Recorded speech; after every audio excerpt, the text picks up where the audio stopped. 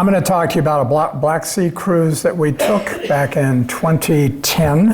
And I'm going to talk about kind of this being a deja vu trip for me, going back to my old Army base at Sinop, Turkey.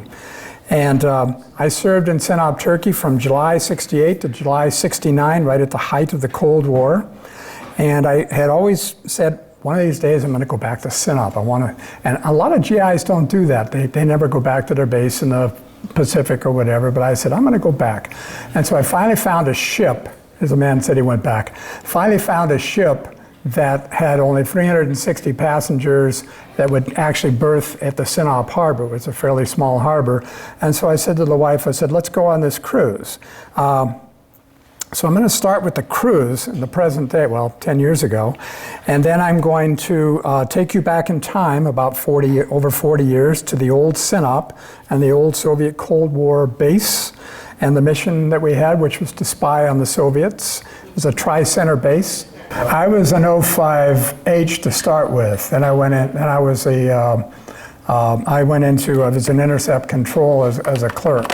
And I'll get into that a little bit more. So, are there any ASA people in the audience? Army Security Agency? Okay, it no longer exists, but at the time I went. Army Security Agency. Air Force Security. No, it's Army. I was in Air Force Security. Well, it was ASA, Army Security Agency, when I was there 40 years ago. So, okay. So I'm going to start with the cruise we took, and I'm going to take you back in time to the old Sinop and the old Soviet Cold War base that we were on, and the mission to spy on the Soviet military bases in the Crimea, the Soviet space effort, and the Soviet naval ships in the Black Sea. So to start with, I'm going to show you the itinerary of the cruise. So we started in Athens, and from Athens we went through the Sea of Marmara to Istanbul, went through the Bosphorus Straits, went all the way across the Black Sea to the town of Sinop, which is on a peninsula, and that's where the Army base is. And then from there we went to Yalta. I'll be talking about Yalta. And then from there to Sevastopol, the Russian military naval facilities. From there to Odessa in the Ukraine. And from Odessa we went to Constanta, which is the oldest city in the country of Romania. And from Constanta we went to Istanbul. I'm not really going to spend any time on Istanbul today because the slideshow was originally designed for like a 2-hour presentation, and it's going to be an hour and a half. So Istanbul could be another slideshow. Okay, we started in Athens, Greece, and from the hotel balcony, we looked across at the Acropolis from our hotel. And I don't know how many of you have been to the Acropolis. We only stayed one night, so this particular trip we didn't go to the Acropolis. I would not suggest going to the Acropolis anytime from 10 a.m. to 3 in the afternoon because they might have 5 or 6 cruise ships in the harbor, and everybody's trying to go see the Acropolis at once. And it's literally shoulder to shoulder to get in to see the Acropolis. So if you're going to go, I recommend you stay overnight at a hotel, get up early in the morning, or go at 3 in the afternoon. But we had a nice view of the Acropolis from our hotel. This is the night view. Okay, so from Athens, we got on our cruise ship and went down to the harbor, Piraeus, and then went from Athens across the Aegean Sea to the coast of Turkey. And this was kind of exciting for me because I, again, hadn't been back to Turkey in so long, over 40 years. Our first stop was a port city called, I'm not pronouncing it right, I'm sure it's Çanakkale, Turkey. And it's the jumping off point for several of the historic areas that we visited before we actually got to my old Army base, right around the Dardanelles Strait. So these are some shots. This is a shot of the harbor from the ship. And again, a street scene. We went from this harbor on a ferry boat. And the ferry boats go back and forth across the Dardanelles to the Dardanelles Peninsula. So we took this ferry boat. Okay, so this is the ferry crossing the Dardanelles Strait, and we're visiting the 1915 Gallipoli battlefields of World War I. One thing you're going to see in this presentation is we're going to jump around from different historical eras and different historical points in time. So the Dardanelles is a very strategic strait. In October 1914, the Turks closed it off right at the start of World War I, and that prompted the British to get upset, and they initiated naval action. Winston Churchill at the time was the First Lord of the Admiralty, and he ordered a fleet of battleships into the Dardanelles. Well, it was not a real good move. He didn't realize at the time, but there were lots of minefields in the Dardanelles. The Turks had mined the Dardanelles, so they lost I think about 5 battleships very early on. And it was a very significant victory for the Turks. Churchill was later, you may not know this because we always remember Churchill as the leader of World War II. But at this time, he was later forced to resign from the Admiralty, and he kind of went into his mode of staying at his country house and painting and everything, because he was persona non gratis at 10 Downing Street for a while. So he went into kind of a political exile for a number of years. It was only because basically he was the guy that authorized the British fleet going up the Dardanelles and to hit these minefields and wiped them out. The Dardanelles is a strait that goes from the Aegean Sea into the Sea of Marmara. So I'll show you another picture on that a little later, Stan. One of the first things I noticed when we were in Turkey, since the last time I was there, was many, many women are wearing headscarves. The woman on the left, by the way, is my wife Tomiko, and we're on this ferry boat that's taking us across the Dardanelles to the site of the Gallipoli battlefields. But we had 2 women on the right, two Muslim women. And of course, when Ataturk came to power in Turkey, he was very much of a secular person. He really pushed Turkey into the 20th century, and so he did a lot of things. I think he banned headscarves. He banned a lot of things, and as a result, he made a significant difference. Well, it has changed much, and there's still there are now a lot of folks that are really that are Muslims, and they're wearing they're all Muslims, but now they're starting to wear headscarves, and you start seeing women walking around with more formal clothing. So that's the first thing I noticed. Okay, this is the scene of, this is Anzac Cove, and this is where the Australian and New Zealand infantry attempted to capture Turkish forts in 1915. Didn't do a very good job on the naval side, so they landed Australian and New Zealand infantry. That's what ANZAC stands for. It stands for the Australian and New Zealand Army Corps. And this was in 1915 on the heights overlooking the Dardanelles. There were some British and Indian troops that participated in that as well. But it was the largest amphibious operation of the First World War, and they landed on this beach. Now, if you turn around and look behind you, you see this. They did this at night. They landed at the wrong point. And so they landed in front of these cliffs. The Turks are up at the top. And so this is not a very good scene. The Australian New Zealand troops had to scale these heights, and they met with fierce Turkish resistance. The campaign to capture the Dardanelles was really disastrous for the British and the Australians and so on. When they got up on top, they started kind of a war of attrition, and they started throwing up trenches everywhere. So these are samples of the trenches that existed. They had trench warfare on the Gallipoli Peninsula between the Turks and the Anzac group, and it was kind of a war of attrition. All right, so they had a nice museum there, and so these are some war museum photos of Turkish and Anzac forces. These are the Turkish positions, and here's some Australian and New Zealand troops that are relaxing. They don't look too happy, but they're sitting there relaxing. And of course, these are honoring the war dead at the time. The Allies abandoned the peninsula in 1916 after many months of brutal fighting.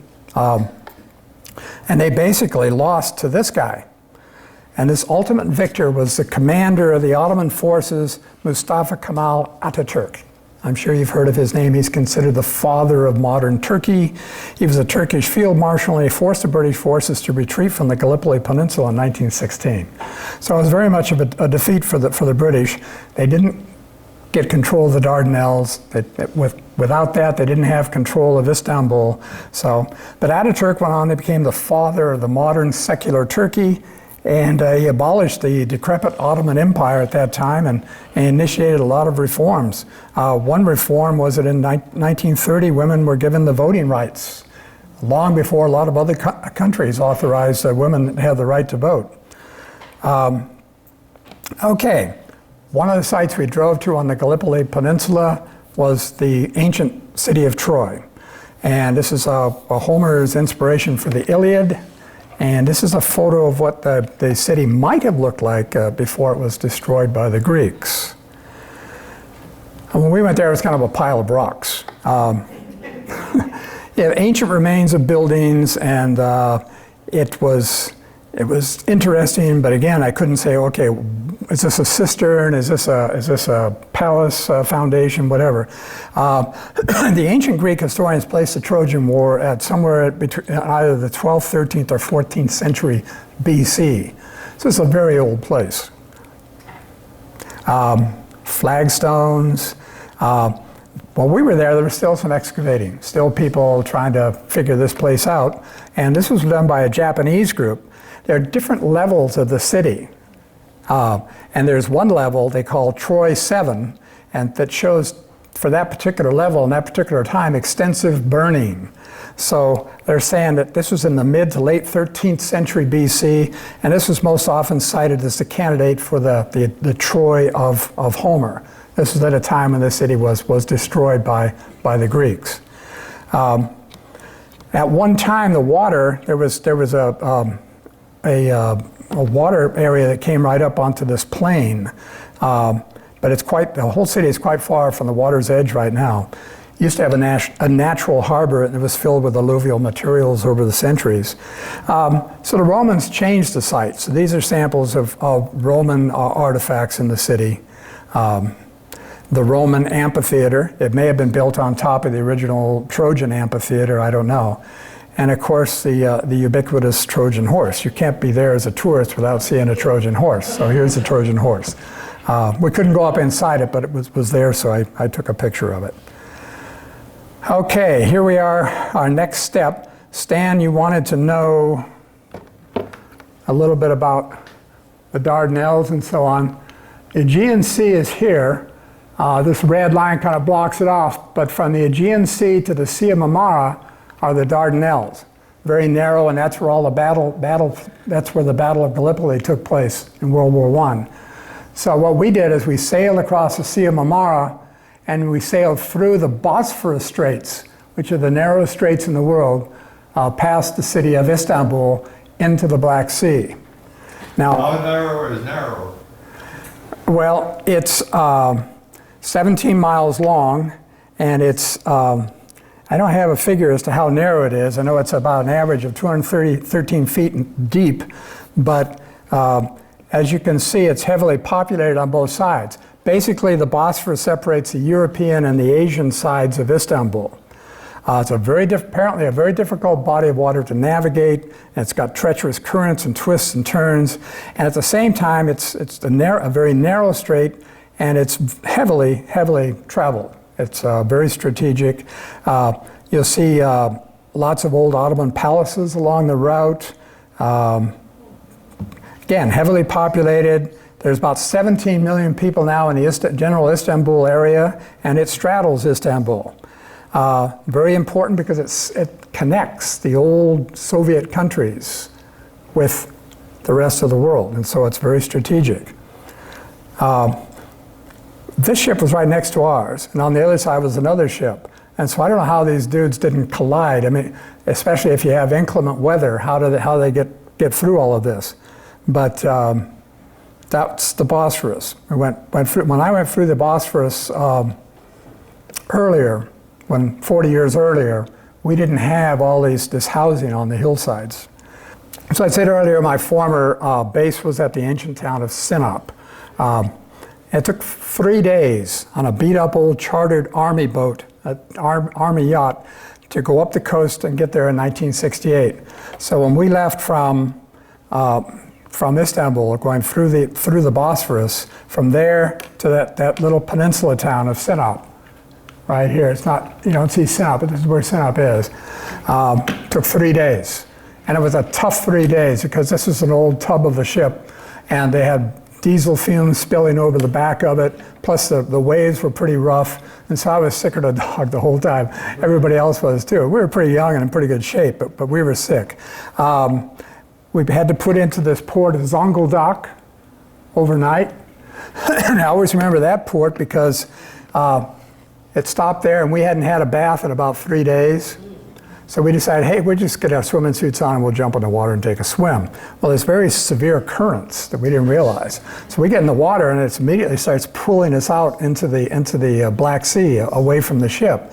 So by that, in that time period, we were in pretty good shape. So I was paddling like crazy, and I just got my fingertips on this inner tube, this tire that they have on the sides of this old beat-up yacht.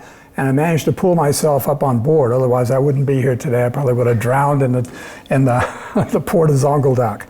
So I really thought at this time I was going to the ends of the earth. It was really kind of fascinating as a young GI, and I mean, I just thought, wow, this is just really isolated. And the first thing we saw, this is the Sinop Peninsula. Again, that's the area I pointed out. Juts out into the Black Sea. And the photos are old, which explains why they've got this blue tint, because that's just old images. I tried to clean them up, and you can only do so much with them. The town of Sinop is in this narrow area right along here. Our army base was up on the hill over here. We were looking down on Sinop. This is another view. This is a scene at dusk from the army base. And Sinop, by the way, is really spelled S-I-N-O-P-E, and it refers to one of the nymph daughters of the Greek river god Asopes. So there's your trivia for the day. Basically, it was a small agricultural fishing-based town of about 10,000 people in 1968. It was an old kind of, I saw it as kind of a tired town, and they had been ignored by Ataturk because it was the one province in Turkey that did not support Ataturk when he came to power. So he said, okay, the heck with you guys. And he turned chunks of it into a penal colony, and he didn't fund it well, didn't build the roads that he should have. And so when I was there, it was kind of old and tired. But this is the harbor. There are lots of sunken ships in that harbor from different, there are Roman trimines, there are Greek ships, there's ships from all, and a lot of them are very well preserved because for whatever reason that water of the Black Sea preserves ships quite well. The Turks never let anybody go down and excavate those ships, and now they've done it. They finally let National Geographic come in and help out in that area. It was an active fishing port at that time, and as GIs, we'd purchase a boat like this. And like 4 or 5 of us would go in on it, and it has a mast, and it would be our personal sailboat. And so we would throw a case of Heineken onto this boat, and a bunch of sandwiches from the mess hall, and we'd get on that thing and we'd go sail down the coast on that boat. And I had guys on the boat. I didn't know how to sail. We had other people that knew how to sail. And so and they had these pristine white beaches, nobody on them for miles and miles. You'd see an occasional man riding his donkey with his wife in her black burqa walking behind him. So that's very typical of Turkey in those days. So anyhow, it was a fun time. We had some really good time as young GIs in this area. We had one trip where we were out there, and again we had pretty rough waves, and the boat was keeled. And again, these are open boats, so they're not like really fancy yachts at all. And so we're cruising along, and the boat's leaning like this, and we're leaning like this. And we had one guy, we called him Trees, because he was raised in Nebraska, had never been near an ocean before in his life. So Trees was sitting up with his back against the mast, when the mast snapped off. So we ended up dog paddling and bailing. We were quite a ways out in the Black Sea. We did get back to shore, obviously, but we had one of the Turkish fishing boats stopped and offered to take us in. They wanted like $200. I said, I'm not going to pay $200 for this. We're just young and we're going to go ahead and paddle in by ourselves, which we did.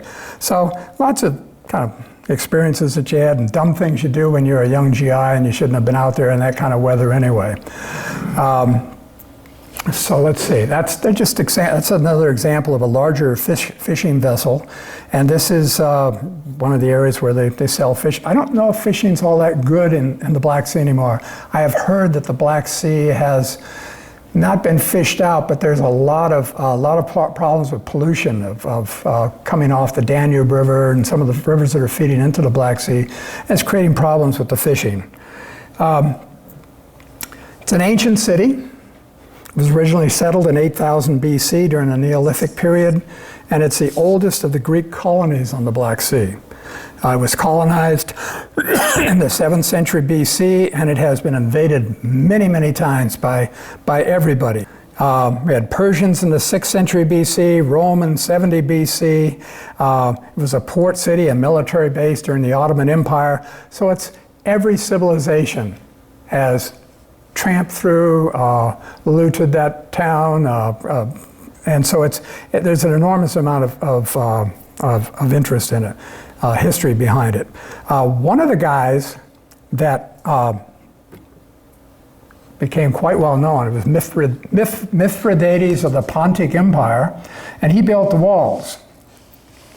And he was a very interesting character. He was kind of, well, he gave the Romans fits, let's put it that way. He was an excellent general. He'd raise good armies, and he would defeat the Romans time and time again. He got mad at them once, and he executed 80,000 Roman citizens in Anatolia. I mean, it's horrible. Basically, today you wouldn't believe it, but the Romans, of course, didn't take that too well. They were a little unhappy about that. So Pompey came over. There were some other generals before him, but Pompey chased him all over the Anatolian Peninsula area, and they finally got him, and he committed suicide. But he was, for like 40 years, he kept the Romans hopping. He kept moving from place to place, and just drove them crazy. These are scenes of the Synod that I was in 40 plus years ago. Cobblestone streets everywhere.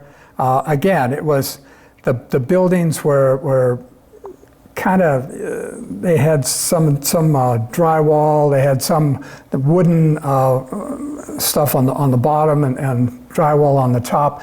But it was basically an older town that needed some work. Again, other examples. That's the Synop I knew 40 plus years ago. There are lots of broken rocks scattered around. There were even Roman sarcophagi. Sarcophagus is a Roman burial, a stone Roman burial thing, like a coffin.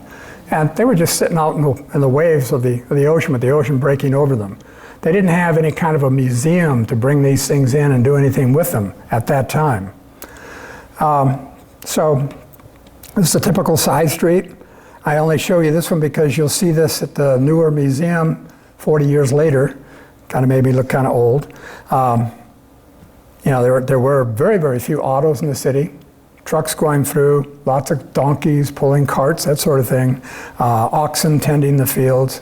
And outside of the city, I don't know who this guy is. I looked better in those days.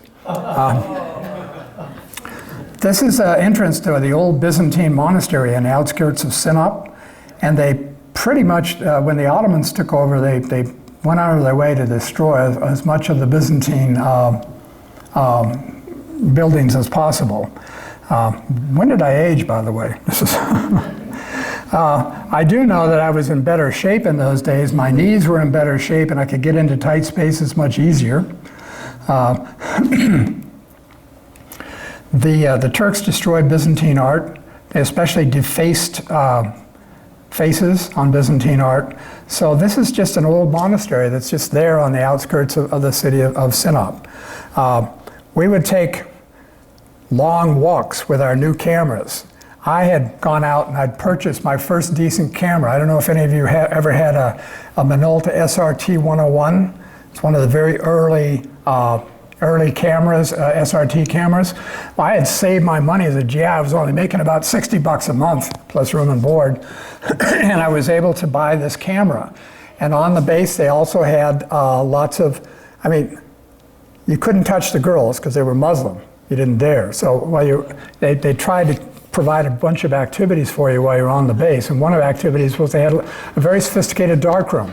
So I learned some darkroom photography, and I started learning about photography as a young GI. And one of the things we'd do is we'd walk around on the outskirts of the city, and again, it was pretty much a farming community, and take these photos.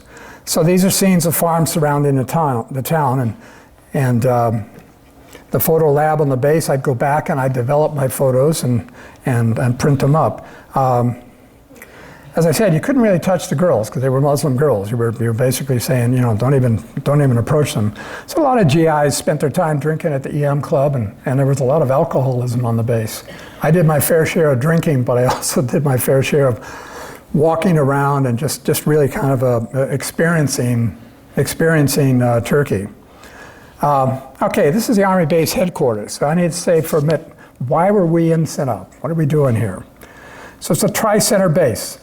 The Army kept track of the Russian missile range, which is on the other side of the Caspian Sea. The Navy kept track of the Russian fleet in the Black Sea. And you have to think at that time that the Black Sea was a Russian pond. There were no American or British ships that even dared go into the Black Sea during the Cold War. So the Russians controlled everything. The Russians had an air force that would occasionally fly over the base. It didn't happen when I was there, but they'd get mad because they knew what we were doing, and they'd fly over the base. We all had top secret crypto clearances because we were keeping track of all of this. This is the church on the base, and this is the base looking down on the ocean from the base. We had pretty nice views from the base. This is summer of 1969. What happened in the summer of '69?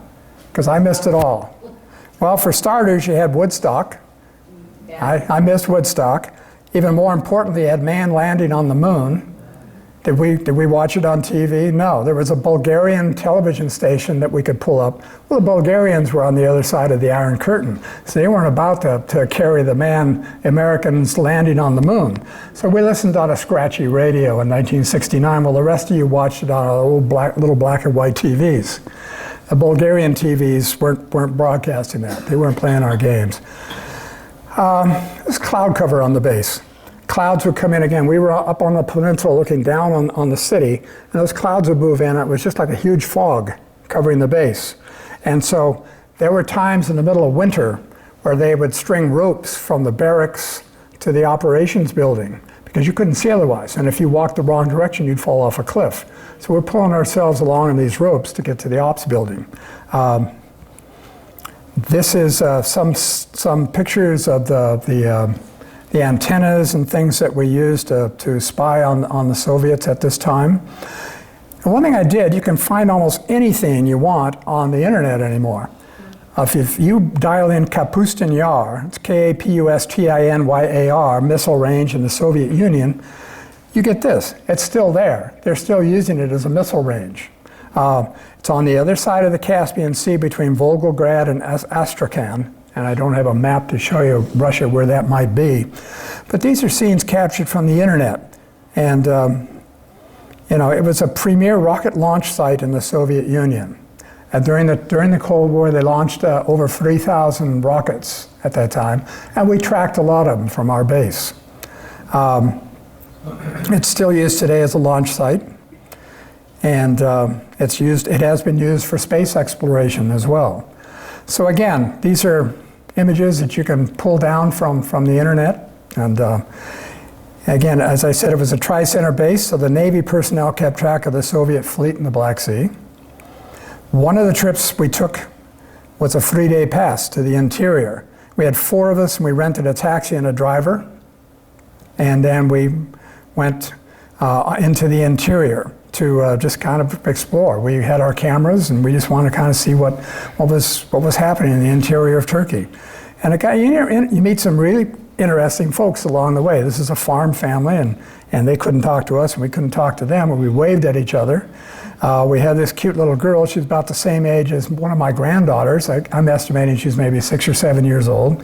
And so she would, as we pulled up alongside, she held her hand out and said, "Krush, krush, krush, krush." Well, krush is the name of their currency, and so she wanted some money from us, so we gave her some coins. We drove up over the mountains with snow everywhere. As young GIs, we had to have a snowball fight. The driver, by the way, is the second one from the right. He's standing there with a bemused look on his face saying, "What are these idiots doing?" We came into the town of Boyabat. This is downtown Boyabat, and we went looking for a place to eat because it was kind of 4 o'clock in the afternoon. We checked into this hotel that was kind of old, but it was at least clean and everything, so we were fine with it. And we looked at the windows of this restaurant, and they had these salads around through the glass, and these little red roaches running around the edges of the salads. So we said, well, we won't eat the salad in this place. But we went inside, because it was the only place around, and we ordered from the kitchen in terms of the meat and everything, and we all survived it. But the sanitary standards were not quite what we expected. Just other scenes of Boyabat. Boyabat is perched on a hill is a Seljuk castle. And Seljuk Empire came out of Persia and existed from the 10th to the 11th centuries. And then they were conquered by, they conquered what is most of Turkey. And then they went into rapid decline when the Mongols swept in around 1260 and basically wiped out the Seljuks. But they built all these castles on the hill. And of course, as young, healthy GIs, we had to go up to the top of these castles. And there's not much up there. Nowadays, I understand they have floodlights accenting the walls at night. They didn't have that then. This is looking down, the view from the castle. We were young, we didn't mind the climb. There were some Greek ruins as we were driving by this village, perched up on the hill. We pointed to the driver and said, "We want to go see what this Greek village is all about." And so we started into the village, and they hadn't really seen Americans. Again, this is over 40 years ago. And so the head man of the village came out with every male body in the village, there must have been 40 of them behind him, wondering what are these young Americans doing in our village? We pointed to this hillside, so we want to hike up there. And it's a steep hike. So this guy, the head man, starts walking up the hill, and he's got this Biafra cigarette dangling from his lips. Biafra cigarette is, if you ever smoked Lucky Strikes, only it's just the foulest odor possible for Biafra cigarette. I mean, I've been on buses, beautiful Mercedes buses in Turkey, where all these guys are smoking Biafras, and it almost asphyxiates you.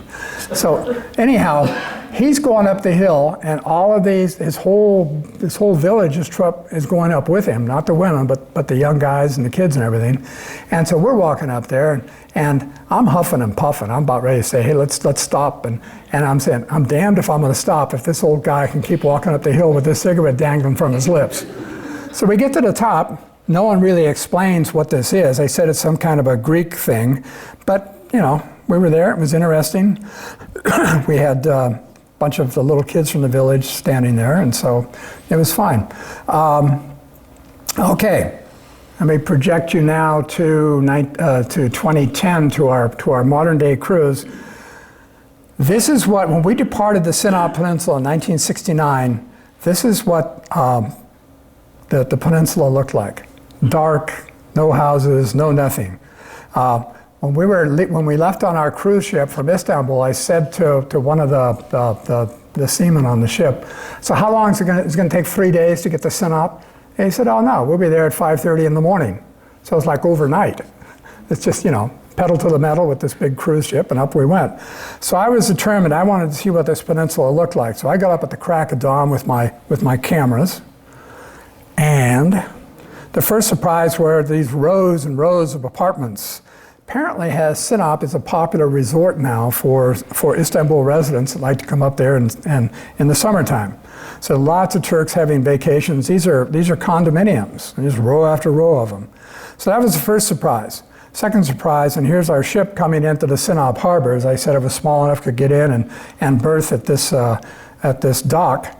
And as I looked at the city, I could recognize a few things. For example, I recognized this thing. That was was part of the old wall and battlements of the city. Town's had a major facelift. It should have a major facelift. It's been 40 years. Gone were all the old wooden buildings. A lot of lath and plaster. They'd gone over the buildings. And this was amazing. Gone were the cobblestone streets. You don't like to drive your car on cobblestone streets. It tears up the suspension. So cobblestone streets were all asphalted over and in with cars and traffic.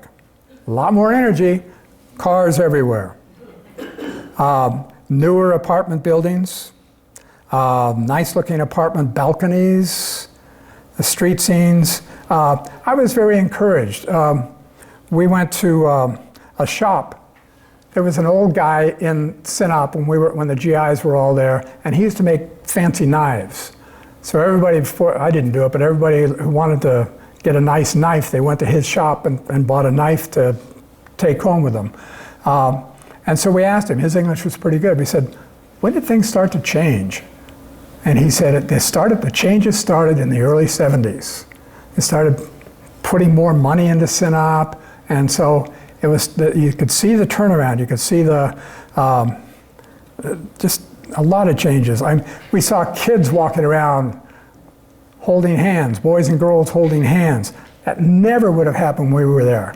They had a square in the city, and around 4 o'clock in the afternoon, we'd be sitting there drinking chai and watching.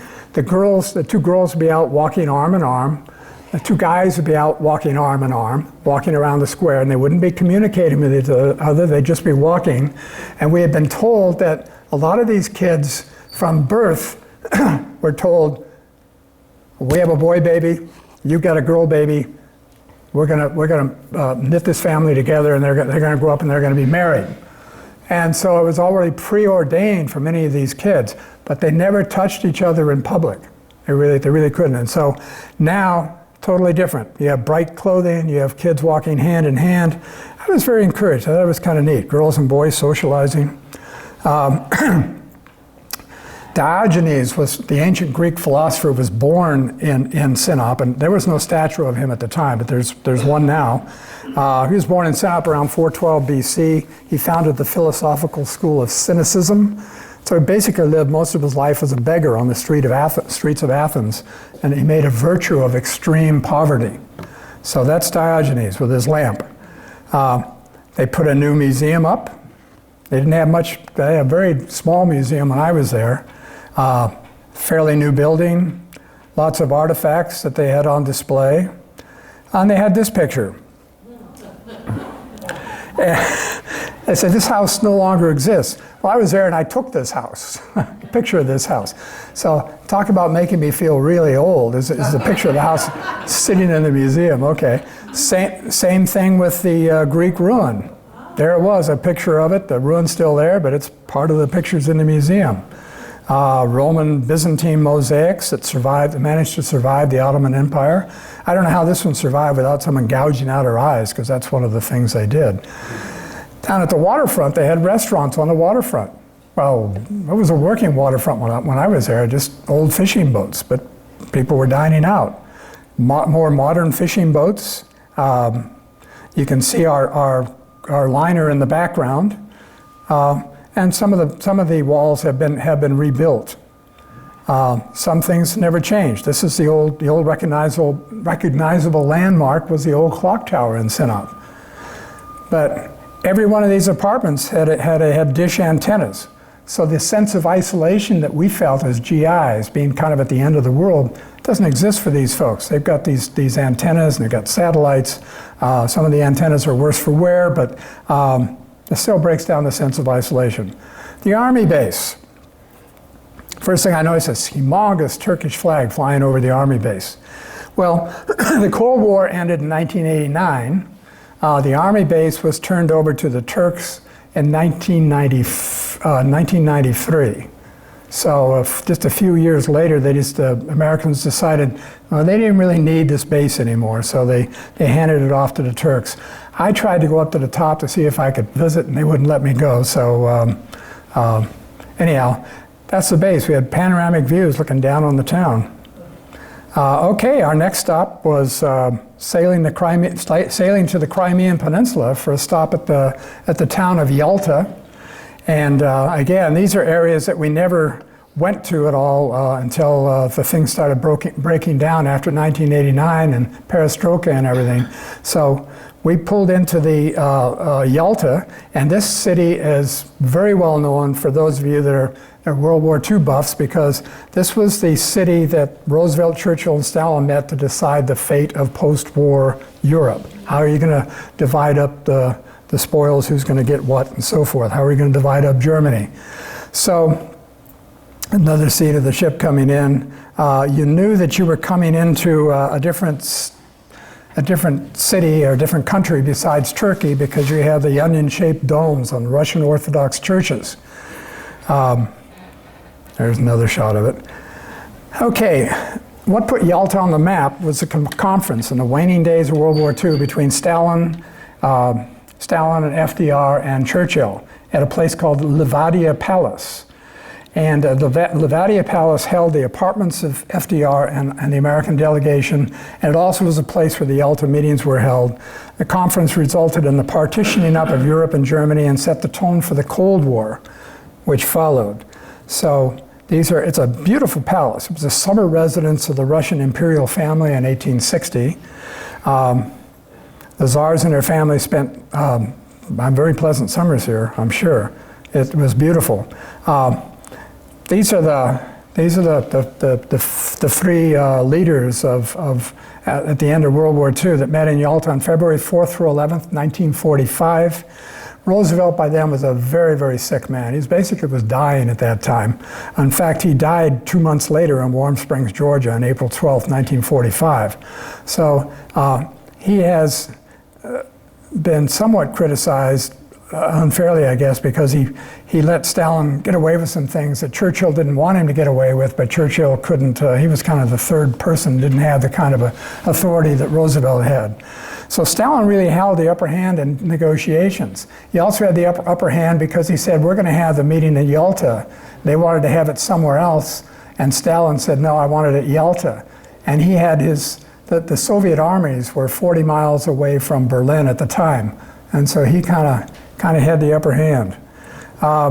Here they are negotiating around a circular table in the Levadia Palace, and here's that circular table today. So that was kind of neat. It's a pretty palace. The grounds are quite beautiful. You can understand why it was popular with the czars. I think this is Tsar Nicholas I and his wife and his young son.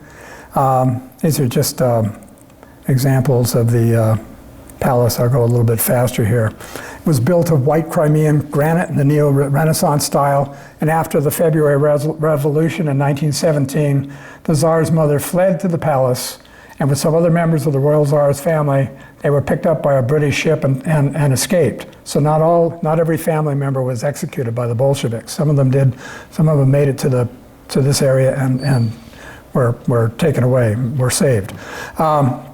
Palace since then has been a mental institution, and it's now a museum, and they host occasional state meetings there. This is kind of the symbol of the Crimean Peninsula. This is the Swallow's Nest Castle. It was constructed in 1912. It was designed by a Baltic German businessman. It's perched on top of a cliff, and it measures 66 feet long by 33 feet wide. It's one of the most popular tourist attractions in the Crimea. Here it is from a distance. All right, this is Vorontsov Palace. This is in Scottish baronial style. It was built in 1828 to 1846 for the Prince Mikhail Vorontsov. It served as the residence of Winston Churchill and his delegation when he was at Yalta. So that's the entrance to it. If you turn around from the entrance, it's located at the foot of the St. Peter Mountain of the Crimean mountain chain. And these are some inside shots, scenes of Churchill's living quarters while he was there, and so on. Very beautiful gardens, and we had a gorgeous day there, blue of the Black Sea in the background. Really a lovely day. I'll just go through these fairly quickly. These are imperial lions, and again, looking out on the Black Sea with the Black Sea in the background. Just a lovely place. You can understand why the Tsars enjoyed having summer in this area. Okay, Sevastopol, and that's the strategically important Russian naval base and home of the Russian Black Sea Fleet. It is today still home of the Russian Black Sea Fleet. It was taken over in 2014, taken back by the Russians, but that was, when I was in the Crimea, it was part of Ukraine. It was given to, when I was there in 2010, it was given to Ukraine by Khrushchev in 1954. Putin took it back in 2014. It's the largest city on the Crimean Peninsula. It's got approximately 400,000 people, and most of them are ethnic Russians who are brought there to serve the Russian fleet. Very narrow harbor entrance. Was founded in 1783 as a naval base for naval activities. In 1784, Catherine the Great ordered that a fortress be built there and called Sevastopol. 1942, it was captured by the Germans after an intense siege and fierce fighting that lasted for 250 days. They basically destroyed Sevastopol. It became a closed city during the Soviet era where only those with special passes could enter. Everywhere you look, you see monuments to World War II. We saw lots of naval vessels. At that time, I didn't know if the naval vessels were Ukrainian or Russian, but most of them were kind of old and decrepit and definitely in need of repair. We docked among many naval vessels, and many looked the worst to wear and were not well maintained, but we were greeted by a Ukrainian umpa band as we got off the ship. We went to a modern yacht harbor that conceals a Cold War Soviet submarine base. This was a very, very hush-hush secret area. Still some naval vessels in the harbor, but this is the entrance to the submarine pens. And they had mesh screening over the entrance to it so that planes would fly over, you wouldn't see it. This was highly secret during the Cold War. And now it's kind of a museum. We walked inside, and while I was there, a bunch of really tough-looking soldiers standing around with Kalashnikovs. And I said, wow, these guys are kind of intimidating. And I was too intimidated to take photos of them. I thought one of them would turn around and shoot me. Turned out they were extras for on a movie set. So, who was to know, you know? I was told it was an American-produced film, but I never got the name of the film. But they use it as a movie setting, apparently. So this underground base became obsolete fairly rapidly because when the Russians started building bigger submarines, bigger nuclear submarines, they couldn't fit in here. So these submarine pens were for the diesel-powered subs.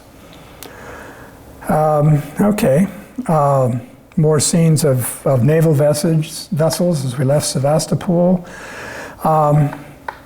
Left Sevastopol on a very clear day. And again, more World War II monuments on the way out. The Soviets lost about 30 million people in the war, so it was pretty horrific. It's the defining time period for them.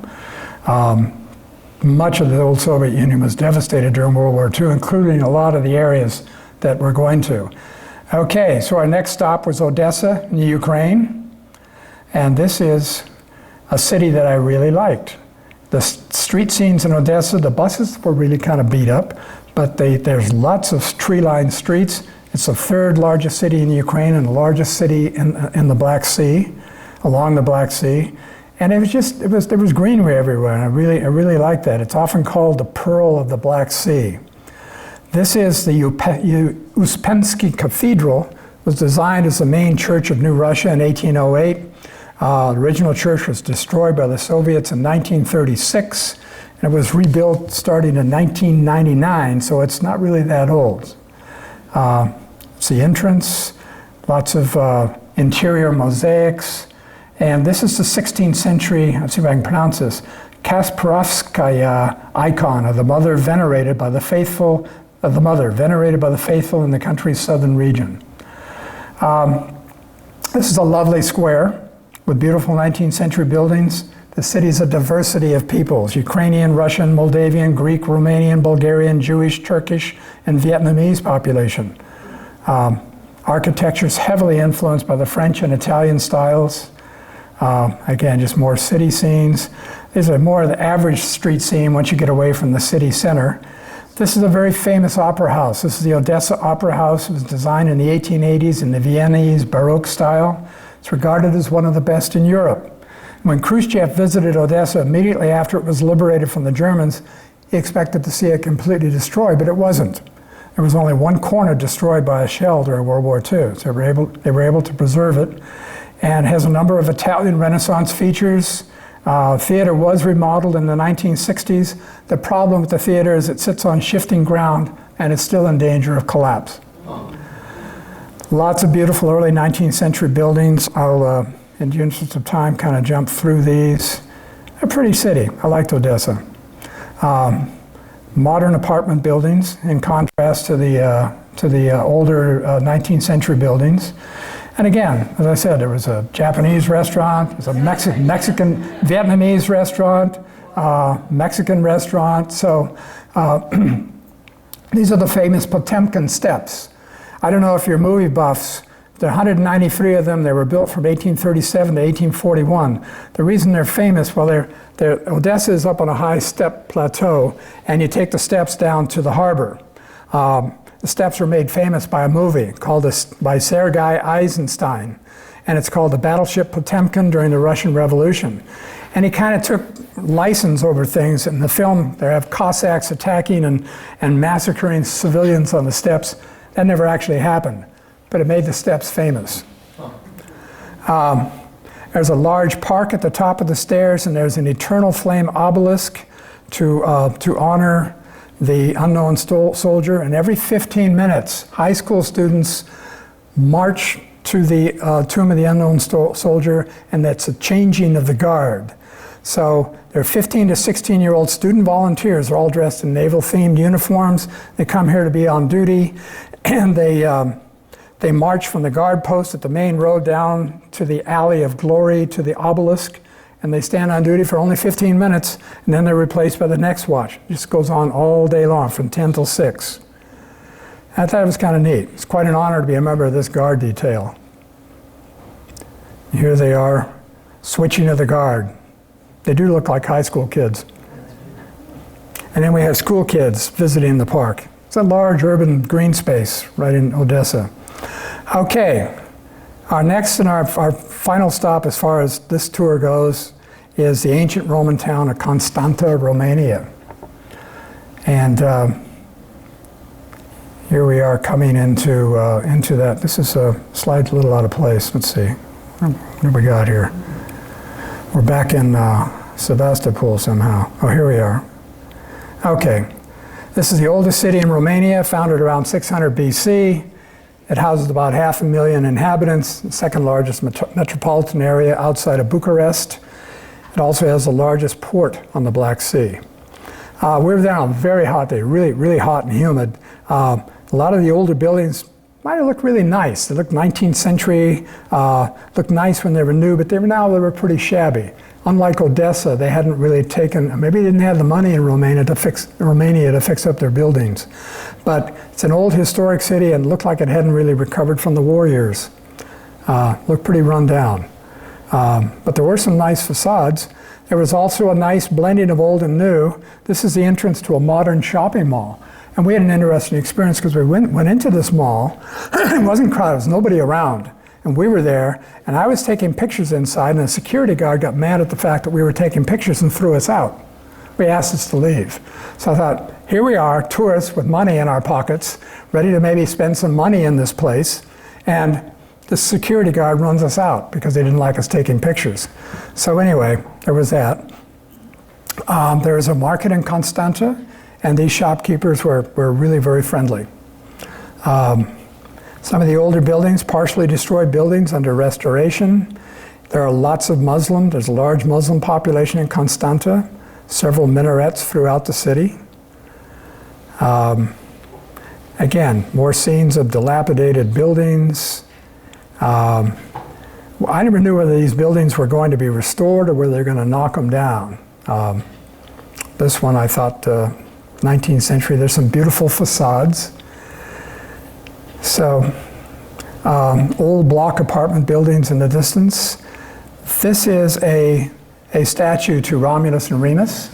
You know, the Roman history, the wolf that sired the two kids. So it's the Romulus and Remus statue. This is the entrance to the Archaeology Museum of Constanta. Constanta is a very rich city, rich history. It's bathed in legend, goes back to the ancient Greeks. In classical myth of Jason and the Argonauts, Jason is said to have fled here from King Aeetes. Indeed, Constanta's name in ancient Greece was Thomas, which means cut to pieces, a reference to the story. Under Roman occupation, which began about 2,000 years ago, it was fortified by Emperor Constantine and named it later after his sister Constanta. So these are Roman walls and mosaics inside the museum, and floor mosaics. As I said, it was this is the inner harbor, and it was a really hot day. So hot, humid day. There were lots. This was on a working day too, but no one seemed to be working. They were all down at the beach. I thought, why weren't we at the beach? You know, sweat pouring off our faces and everything. So, but we were tourists.